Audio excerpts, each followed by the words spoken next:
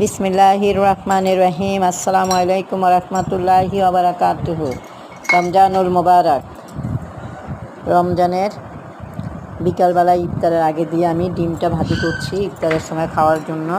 তো এটাতে আমি টমেটো, কাঁচামরিচ, পেঁয়াজ, ধনেপাতা সব কিছু দিয়ে দিয়েছি। এবার ডিমটা দিব, দিয়ে এটাকে আমি ফেটিয়ে পরে কড়াইতে তেল গরম হচ্ছে, কড়াইয়ের তেলে ঢেলে দিয়ে এটাকে আমি বেশি করে ফেটায় দিয়ে দিয়ে এই যে কাঁটা চামচটা দিয়ে, তাহলে ডিমটা অনেক বেশি ফুলে যায়। মানে কাঁটা চামচ দিয়ে ডিম ওই যে ফাটিয়ে দিলে ডিমটা বেশি মানে সুন্দর হয়, ডিমটা আর কি ফাটানোটা বেশ সুন্দর হয়। তখন ডিমটা দিলে ডিমটা বেশ ফুলে ওঠে। তেলটা একটু বেশি দিতে হয়।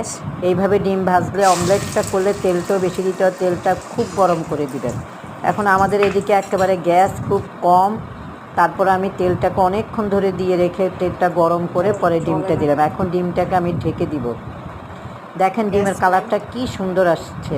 তো এটাকে আমি ছড়িয়ে দিতেছি, এটাতে একভাবে একেবারে ছোট হয়ে থাকে, এই জন্য ছড়াই দিচ্ছি। এটাকে এবার ঢেকে দিলাম। এখানে আবার আমি অন্য একটা বাটিতে আরও দুটো ডিম নিলাম, এই দুটো আমাকে ভাজতে হবে। তো এটা আমার আরেকটা ভিডিওতে হয়ে গেল, আমি তো ভয়েস ওভার পরে দিয়েছি। তো আরেকটা ভিডিও আমাকে করতে হবে এই ডিম দুটো নিয়ে।